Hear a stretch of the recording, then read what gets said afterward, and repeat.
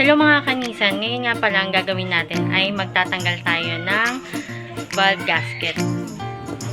Ito nga pala yung bubuksan natin. So ito yung valve cover gasket niyan. Bubuksan natin ito ngayon. Ito yung mga screw niyan. Ayan. Actually marami yan. Make sure na kabisaduhin nyo kung paano nyo tinanggal itong high tension wire kasi hindi pwedeng magpalit-palit yan. Ang model nga pala nitong aking sasakyan ay Nissan Sentra Lec B13. This is 1994 model. Kitang-kita naman agad ko ano yung naging problema nitong makina ko. So, bakit nga ba natin kailangan palitan ng gasket cover yan? Ang history nitong aking Nissan ay may nakikita akong tagas dito. Kung nakikita nyo, malinaw naman, no? Yan, kung nakikita nyo yan, may mga tagas ng langis na yan. Possible na dito yan ang gagaling sa gasket. So, ito yung bubuksan natin ngayon. Kapag nakita nyo ganyan yung itsura ng makina nyo na may tumatagas na langis, maging alerto na kayo kasi hindi maganda yan sa ating makina.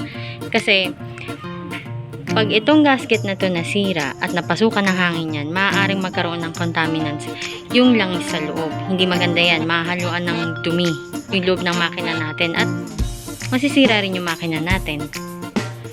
Kung sira na yung gasket na to, malamang kailangan na natin palitan yan ng bagong seal. Kasi hindi natin pwedeng pabayaan yan dahil makokontaminate yung langis na nasa loob nito. Tingnan nyo maigi.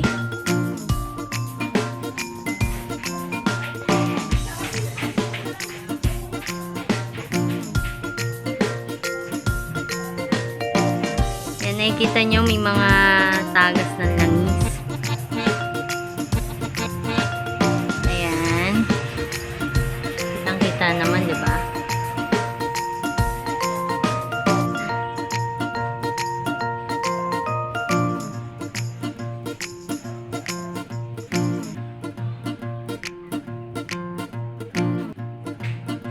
Ang ginagawa ng iba dyan, sinisikapan lang nila yan kasi akala nila nalus lang yung pagkakaskrew. Pero hindi. Kailangan buksan natin to. Kung hindi nyo pa naman totaling kabisado, pwede nyo malagyan ng numbering yan ito. 1, 2, 3, 4. Para pag binalik nyo, hindi na rin kayo malito. Yan, so simulan natin baklasin tong valve cover natin.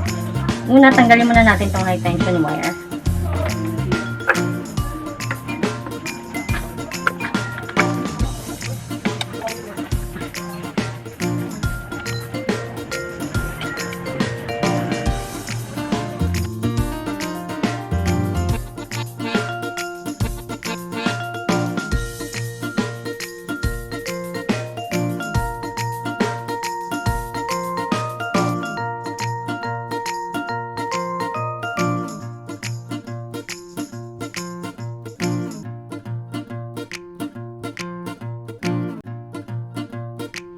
Alright, nabuksan na natin, natanggalan natin yung valve cover gasket natin. So, eto yun. Eto yung seal niyan. Meron ako ditong beta gray. Eto yung gasket silicone na gagamitin natin mamaya. Pero bago yan, kailangan punasan nyo muna itong gilid niyan.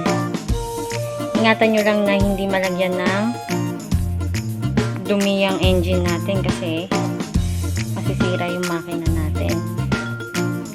After neto, magpapalit na rin ako ng